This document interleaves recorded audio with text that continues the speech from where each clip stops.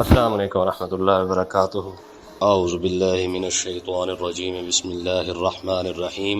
Islam in our life یہ ایک اسلامی یوٹیوب چینل ہے جس پہ مفتی سجاد حسین قادری صاحب روزانہ درس قرآن پاک ترجمہ اور تفسیر بیان فرماتے ہیں. اس چینل کی ویڈیو کو لائک، چینل کو سبسکرائب اور بیل آئیکن کو پریس کر کے اور ویڈیوز کو دیکھ کے آپ اپنی دنیا اور آخرت کو سنوار سکتے ہیں. وَلَوْ أَنَّ أَهْلَ الْكِتَابِ آمَنُوا وَاتَّقَوْا لَكَفَّرْنَا عَنْهُمْ سَيِّئَاتِهِمْ وَلَأَدْخَلْنَاهُمْ جَنَّاتِ النَّعِيمِ وَلَوْ أَنَّهُمْ أَقَامُوا التَّوْرَاةَ وَالْإِنْجِيلَ وَمَا أُنزِلَ إِلَيْهِمْ مِنْ رَبِّهِمْ لَأَكَلُوا مِنْ فَوْقِهِمْ وَمِنْ تَحْتِ أَرْجُلِهِمْ مِنْهُمْ أُمَّةٌ مُقْتَصِدَةٌ وَكَثِيرٌ مِنْهُمْ سَاءَ مَا يَعْمَلُونَ.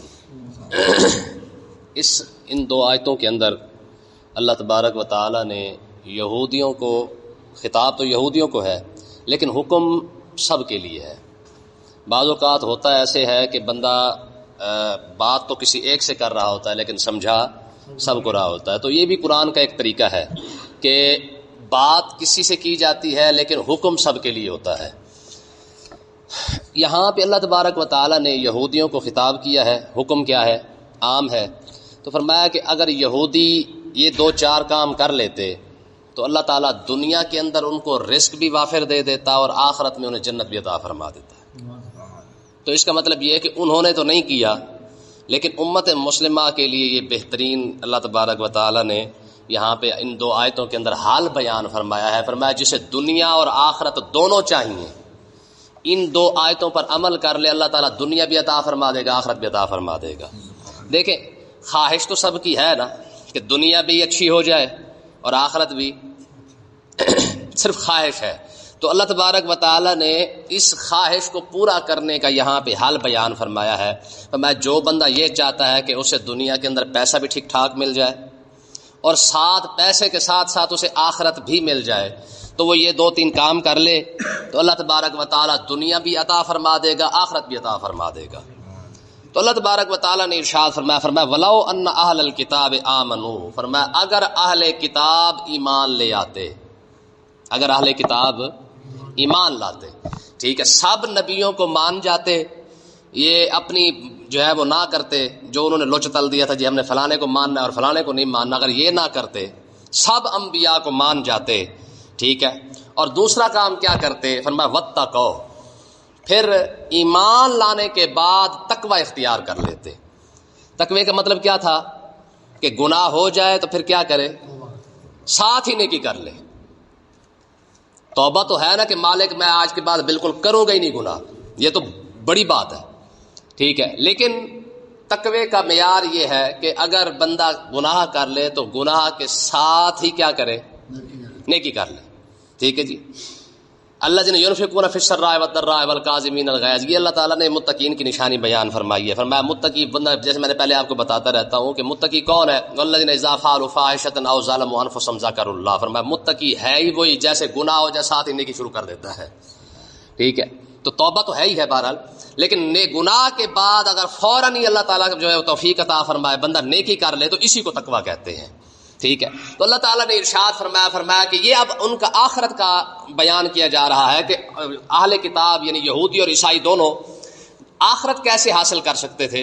فرمایا آخرت کا طریقہ یہ تھا کہ وَلَوْ أَنَّ أَهْلَ الْكِتَابِ آمَنُوا، اگر یہ سب انبیاء کو مان جاتے، اللہ تعالیٰ کی وحدانیت، توحید، فرشتے، جو بھی عقائد کا لحاظ تھا، فرمایا اگر یہ سب پر ایمان لے آتے وَاتَّقَوْا، اور کیا کرتے؟ تقوی اختیار کر لیتے، تو اللہ تعالیٰ انہیں آخرت کا پہلا انعام کیا عطا فرماتا؟ فرمایا لَكَفَّرْنَا عَنْهُمْ سَيِّئَاتِهِمْ، اللہ تعالیٰ قیامت کے دن جیسے یہ اٹھ کے آتے رب ان کے سارے گناہ مٹا دیتا. کتنی بڑی بات ہے یار، بندہ قیامت کے دن کھڑا ہو، ٹھیک ہے، اور اسے یہ خوشخبری مل جائے کہ میاں تیرا کھاتا سارا صاف کر دیا گیا ہے، ٹھیک ہے، تو اس سے پتہ کتنی خوشی ہوگی کہ قیامت والے دن جب ابا بھی اور اماں بھی دشمن بن چکے ہوں، جب کوئی کام ہی نہ آ رہا اور تب بندے کو یہ خوشخبری ملے کہ میاں تیرے کھاتے میں کوئی گناہ نہیں ہے، تو اس بندے کی خوشی کی کیا انتہا ہوگی. تو اللہ تبارک و تعالیٰ نے ارشاد فرمایا یہ دو باتیں ہیں. فرمایا کہ اگر کوئی اہل کتاب، ہم بھی تو اہل کتاب ہے نا، تو آج بھی مسلمان اگر اس نسخے پر عمل کر لے، ایمان کے لحاظ سے مضبوط ہو جائے اور دوسرا کیا کرے؟ تقوی اختیار کرنا شروع کر دے، گناہ بندے سے ہو جاتا ہے۔ یاد رکھیں کہ اگر کوئی شخص یہ سمجھتا ہے جی فلانا کیونکہ گناہ کرتا ہے اس وجہ سے وہ فارغ ہے، یاد رکھیں گناہ تو انسان کی خمیر کے اندر، گھٹی کے اندر ہی شامل ہو چکا ہے، اس نے کرنا ہی کرنا ہے۔ گناہ کرے گا تو معافی مانگے گا۔ ایک بڑی کمال کی حدیث ہے، اللہ تبارک و تعالیٰ نے ارشاد فرمایا کہ اگر سارے لوگ نیک بن جائیں اور گناہ کوئی نہ کرے، میں ساری ہلاک کر دوں۔ ساری دنیا نیک ہو جائے، کوئی ایک بندہ گناہ گار نہ رہے، تو میں ساری دنیا ہی ختم کر دوں۔ کیوں؟ وجہ کیا ہے؟ میرا جو نام ہے ان اللہ تواب الرحیم، رب سب سے زیادہ توبہ قبول کرنے والا ہے، میں قیامت کے دن تو سارے مان کر کے آ جائیں گے جی مالک ہماری تو نیکی ہی نیکی ہے، ہمارا تو گناہ ہی کوئی نہیں ہے، بخشوں گا کسے؟ سمجھ آئی کہ نہیں ہے؟ فرمایا ہاں ایسے لوگ ہوں، یہ اس کا انداز ہے، یہ اس کی قدرت ہے، یہ اس کا کرم ہے۔ فرمایا ایسے ہوں گناہ کر بیٹھے پھر روئیں، پھر رو کے کہیں مالک ہو گیا اور میں کو چل جا بخش دیا۔ یہ اس کا کرم ہے، یہ اس کا انداز ہے۔ تو میں اسے کہوں میں چل جا بخش دیا۔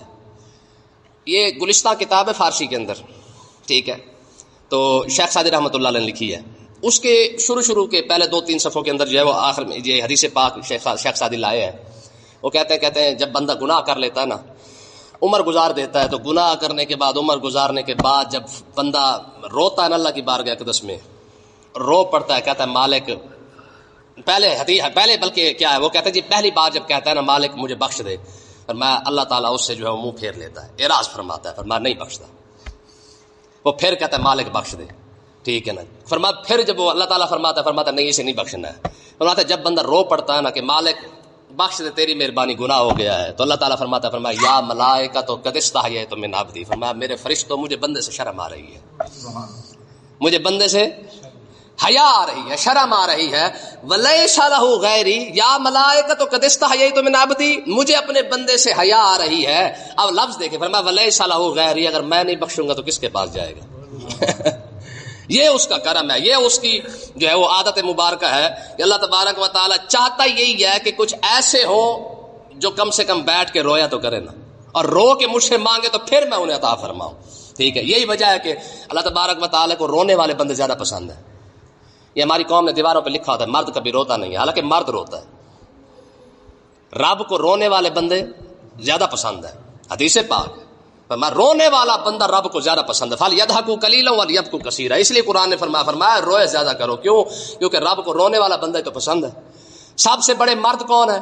انبیاء سے بڑا تو مرد کوئی نہیں پیدا ہوا نا، ہر لحاظ سے، حسن کے لحاظ سے بھی ان سے بڑا مرد کوئی نہیں ہے، طاقت کے لحاظ سے بھی ان سے بڑا مرد کوئی نہیں پیدا ہو ہی نہیں سکتا، اور جوانی کے لحاظ سے بھی ان سے بڑا مرد کوئی نہیں پیدا ہو سکتا ہے۔ لیکن اتنے بڑے بڑے مرد روتے آئے ہیں۔ آدم علیہ السلام تھوڑا روئے ہیں، اور داؤد علیہ السلام تھوڑا روئے ہیں، پھر آقا علیہ السلام تو پھر آقا علیہ السلام ہے۔ نوح علیہ السلام کا رونا بڑا مشہور ہے، آدم علیہ السلام، داؤد علیہ السلام، ٹھیک ہے، یہ مرد ہی تھے جو روتے تھے، ٹھیک ہے نا جی۔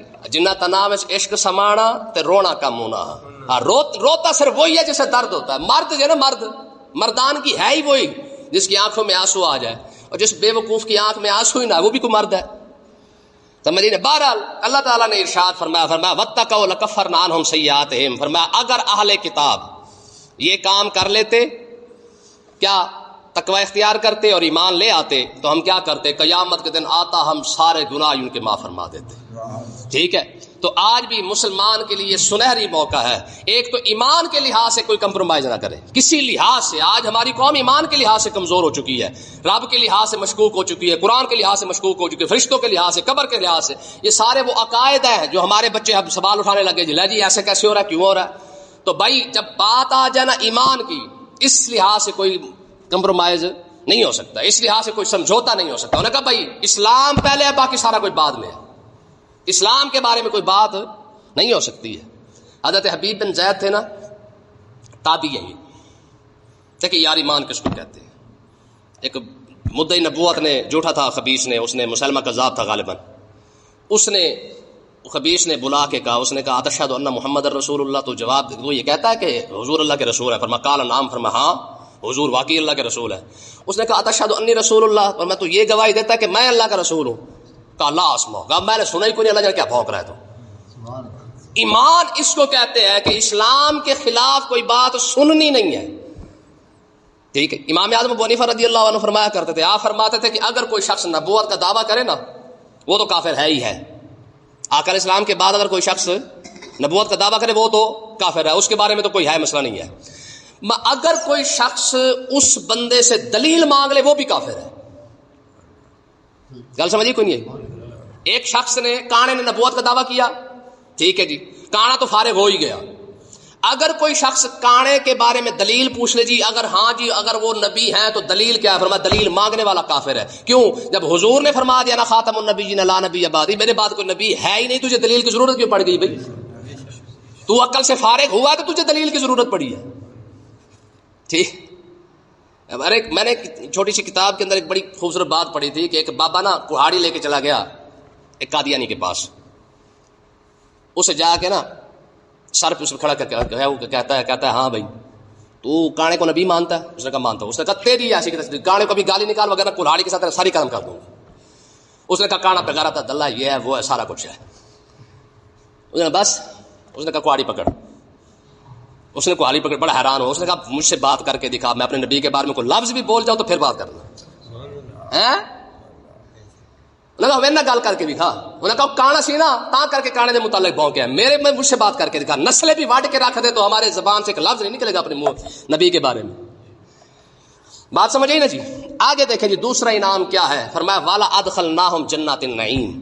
فرمایا دوسرا انعام ایمان اور تقوی کا یہ ہے کہ ایک تو قیامت کے دن ہم اپنا ختم کر دیں گے، گناہ ختم کر دیں گے، اور دوسرا انعام یہ ہوگا والا ادخلناہم جنات النعیم، ہم چین کے باغوں کے اندر انہیں لے جائیں گے جہاں پہ چین ہی چین ہے، سکون ہی سکون ہے، جنت ہی جنت ہے جی. وہاں یہ دو انعام ہے آخرت کے جو اللہ تعالیٰ نے اہل کتاب یعنی جو بھی یہودی عیسائی اور چاہے مسلمان ہیں یہ دو کام کر لیں ایمان اور تقوی کا تو اللہ تعالیٰ قیامت کے دن گناہ مٹا دے گا اور جنت بھی عطا فرما دے گا.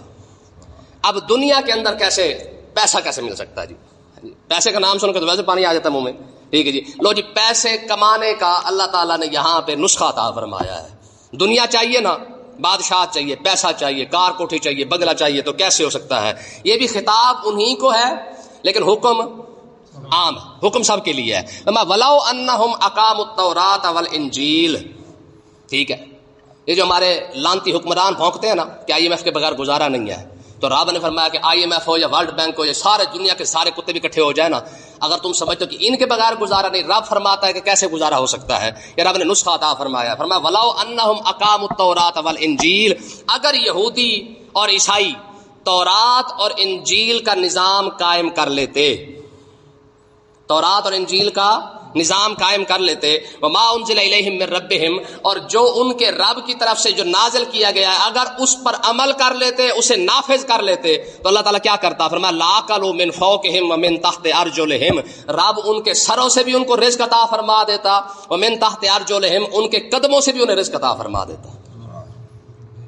مطلب سمجھ آئے گل کہ نہیں آئی؟ کسی وضاحت کی ضرورت نہیں ہے کہ مطلب کیا ہے کہ اگر تورات اور انجیل پر یہودی عمل کر لیتے تو اللہ تعالیٰ آسمان اور زمین کے جو خزانے ہیں نا ان کے دروازے کھول دیتا، منہ کھول دیتا. فرمایا ہر طرف سے انہیں رزق ہی رزق مل جاتا. یار اگر تورات اور انجیل پر عمل کرنے سے اتنا سب کچھ مل جاتا، فرمایا آؤ لاکلوا من فوقہم، رب ان کو اوپر سے رزق دیتا، ومن تحت ارجلہم ان کے قدموں کے نیچے سے انہیں رزق عطا فرماتا. تو دونوں طرف سے اللہ تعالیٰ انہیں رزق عطا فرماتا. شرط کیا تھی؟ اقاموا التوراۃ والانجیل، کہ وہ تورات اور انجیل کے نظام کو قائم کر لیتے. ٹھیک ہے. تو اس کا مطلب کیا ہے کہ آج بھی قرآن پر عمل کرنا شروع کر دے اللہ تعالیٰ رزق کی بارش برسا دیتا ہے. سمجھ آئی کہ نہیں آئی؟ تو اس کا مطلب یہ کہ جتنا بندے جو آج پریشان ہیں، آپ ذرا اندازہ لگائیے گا وہ بندے پریشان آپ کو نظر آئیں گے جو قرآن اور اسلام سے دور ہے. 5 لاکھ تنخواہ ہوگی، بندہ پریشان ہے. ذرا آپ اس کی پریشانی چیک کریں گے تو آپ کو نظر آ جائے گا کہ جتنا بندہ اسلام سے دور ہوگا اتنا زیادہ پریشان ہوگا، کیونکہ رب نے رزق کا، پیسے کا جو رکھا ہے نا، سہولت رکھی ہے، وہ اسلام کے اندر رکھی ہے. ٹھیک ہے. تو مطلب کیا ہے؟ اگر تورات اور انجیل کا نظام قائم ہو جاتا تو اللہ تعالیٰ ایسے رزق دیتا. تو یار اگر قرآن کا نظام اگر قائم ہو جائے تو پھر سمجھ آئی کہ نہیں آئی ہے؟ تو اس کا مطلب یہ ہے کہ آج بھی قرآن کا نظام نافذ کر کے دیکھ لیں آپ، تو اللہ تعالیٰ پھر برکتیں نہ عطا فرمائے تو پھر بات کریں. یہ اعتراض پہلے ہو چکا ہے کہ جی ہم کہاں سے کھائیں گے؟ اگر ہم کفار مکہ سے اگر تعلقات نہیں رکھتے تو پھر ہمارا نظام کیسے چلے گا؟ یہ جب کہا گیا نا جی یا الذین آمنوا انما المشرکون نجس فلا یقربوا المسجد الحرام بعد عامہم ھذا، فرمایا آج کے بعد کوئی پلید حرم کے اندر نہ آئے، مشرک حرم کے اندر نہ آئے. تو یہ سوال اٹھا کہ اگر مشرک اگر حرم کے اندر نہیں آتے، یعنی مشرک جو ظاہر ہے کفار مکہ کے پاس عرب کے سارے لوگ آیا کرتے تھے، تو جب وہ آتے تو نذرانے بھی ساتھ لاتے تھے، تو اس سے جو ہے وہ مکہ والوں کا نظام چل جاتا تھا.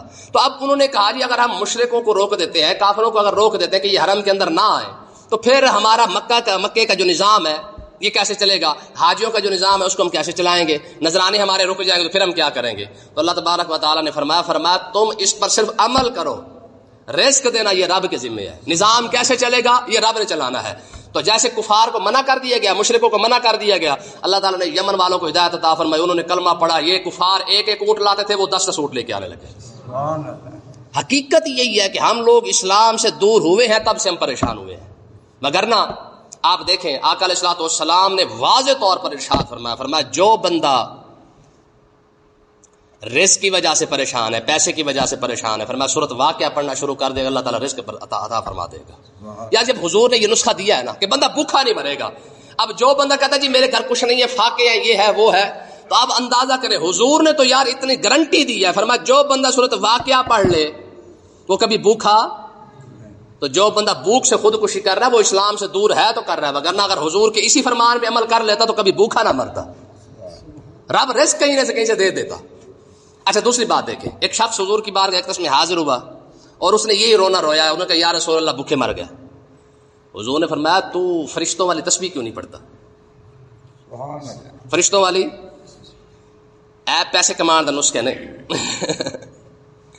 آج کی یا رسول اللہ وہ فرشتوں والی تسبیح کون سی ہے؟ حضور نے فرمایا سبحان اللہ و بحمدہ سبحان اللہ العظیم استغفر اللہ. حضور نے فرمایا یہ تسبیح پڑھا کر، اور پڑھنی کب ہے؟ فرمایا یہ جو فجر کے بعد یعنی اذان کے بعد سے لے کر سورج طلوع ہونے سے پہلے یعنی فجر والا جو ٹائم ہے، یعنی فجر والے ٹائم میں اگر تو یہ تسبیح پڑھنا شروع کر دے گا رب تجھے رزق عطا فرما دے گا. اور اس کے بارے میں علماء فرماتے ہیں کہ اگر بندہ یہ تسبیح پڑھنا شروع کر دے تو رزق باہر نکال کے پھینکے نا، پھر بھی رزق دروازے توڑ کے اس کے اندر آئے گا. ٹھیک ہے، اور تیسرا نسخہ دسا آپ پیسے نسخے تو سانو 1000 مل جائے تو سبحان اللہ. تیسرا نسخہ دیکھیں جی، یہ جو ہم 2 سجدے کرتے ہیں نماز کے اندر، چاہے سنت و نفل و فرض، اس میں کوئی مسئلہ نہیں ہے. 2 سجدوں کے درمیان جو دعا پڑھی جاتی ہے کون سی ہے؟ ہاں اللہم ارزقنی ورحمنی وعافنی واہدنی وارزقنی، یہ ساری جو ہے دعا ہے. تو اللہم ارحمنی یہ ہے نا ساری، مجھے بھی بول رہی ہے اب. تو بہرحال یہ جو 2 سجدوں کے درمیان جو دعا پڑھی جاتی ہے، اس کے بارے میں آتا ہے کہ آقا علیہ الصلوۃ والسلام ہمیشہ یہ پڑھا کرتے تھے. سمجھ آئی نا؟ اور اس کے بارے میں بھی علماء نے یہی فرمایا کہ جو بندہ 2 سجدوں کے درمیان یہ دعا پڑھنا شروع کر دے رب اس کے بھی رزق کے اندر کبھی کمی نہیں آنے دے گا. یہ سارے پیسے کمانے کے نسخے ہیں، ٹھیک ہے جی، لیکن ان نسخوں کو اپنانے کے لیے نماز تو پڑھنی پڑے گی. اب ظاہر ہے یہ دعا مانگنے کے لیے تو سجدہ کرنا پڑے گا، ٹھیک ہے جی. تو بہرحال اللہ تعالیٰ نے ارشاد فرمایا کہ اگر یہودی اور عیسائی عمل کر لیتے تورات پر تو اللہ تعالیٰ انہیں سر سے بھی یعنی آسمان سے بھی رزق عطا فرما دیتا اور زمین سے بھی رزق عطا فرما دیتا. منہم امت مقتصدہ، لیکن یہودی ہوتا ہے، عیسائی ہوتا ہے، میں یہ بندے کے پتر تو بننے والے ہیں نہیں. منہم امت مقتصدہ، ان میں کچھ لوگ ہیں جو سیدھے راستے پہ آئے جیسے عبداللہ بن سلام رضی اللہ عنہ.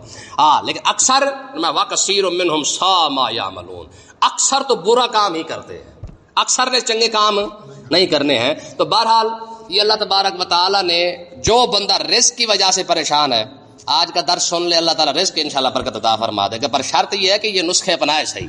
ٹھیک ہے جی. سورۃ واقعہ یار حضور نے گارنٹی دی ہے. حضرت فاروق اعظم رضی اللہ تعالیٰ عنہ ایک صحابی کے پاس گئے، کہا میاں تیرے وصال کا وقت آ چکا تھا، ان کا وصال کا وقت آ چکا تھا. غالباً عبداللہ بن مسعود تھے یا انس بن مالک تھے، کوئی تھے.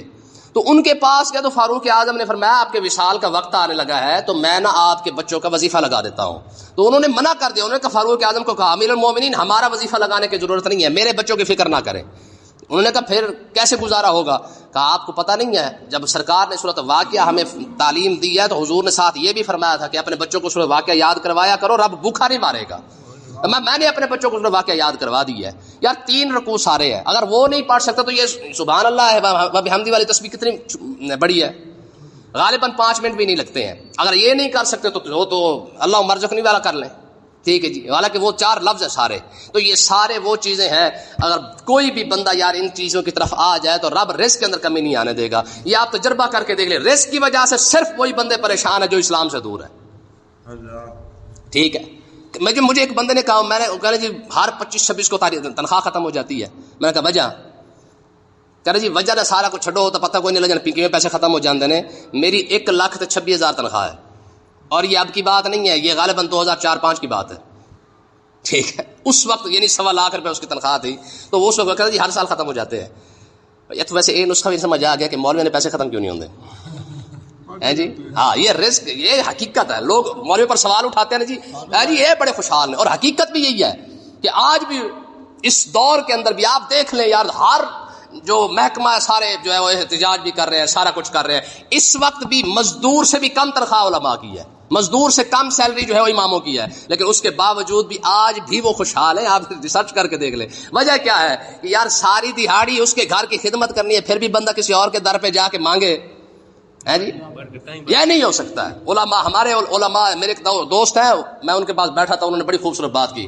وہ مجھے کہنے لگا یار گل سن، ہماری چودراہٹ کے اوپر نا رب نے پردہ ڈال رکھا ہے. ہماری چودراہٹ پر رب نے پردہ ڈال رکھا ہے. میں نے کہا وہ کیسے؟ میں نے کہا بات سن. کہتے یار چودھری کی توہین ہے وہ کسی اور سے مانگنے جائے. ایسی ہے نا، چودھری بندہ ہو اور کسی سے مانگنے جائے یار پیسے دے دے، توہین ہے نا ان کی. فرمایا یہی وجہ ہے کہ علماء آج بھی کسی سے نہیں مانگتے ہیں. وجہ کیا ہے کہ اللہ تعالیٰ نے علماء کے رزق کے اندر برکت اتنی رکھی ہے کہ عالم ہو کہ اگر کسی اور سے مانگے نا تو کسی گھر دیکھے نا جی رب کے گھر کی خدمت کرے اور بندہ مانگے کسی اور سے، تو یہ عالم کی شان بھی تو نہیں ہے اور مالک کے گھر کی توہین بھی ہے کہ میرا بندہ ہو کہ میرے گھر کی خدمت کر کے کسی اور سے مانگتا پھرتا ہے. یہی وجہ کہ علماء جو ہے وہ خوشحال رہتے ہیں. اللہ تعالیٰ سمجھنے کی توفیق عطا فرمائے.